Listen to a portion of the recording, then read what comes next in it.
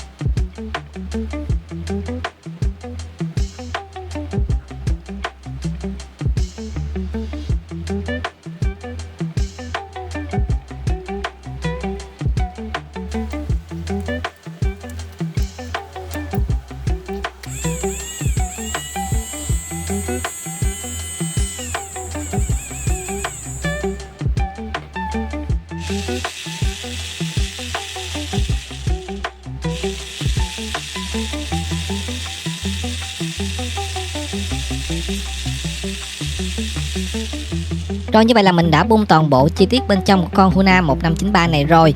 Mình tách video này ra từ video nâng cấp, do là cái phần khám phá bên trong của nó cũng khá là dài nên mình tách ra thành 2 video. Trong video tiếp theo thì mình sẽ nâng cấp em này lên với cái bộ mánh xích kim loại và còn nhiều thứ khác nữa. Và các bạn đừng quên đăng ký kênh nếu chưa đăng ký và bật chuông thông báo để nhận được video nâng cấp từ mình nhé. Còn em nào đang muốn xem thì có thể click xem video tiếp theo ha. Cảm ơn các bạn đã xem video và hẹn các bạn trong video nâng cấp.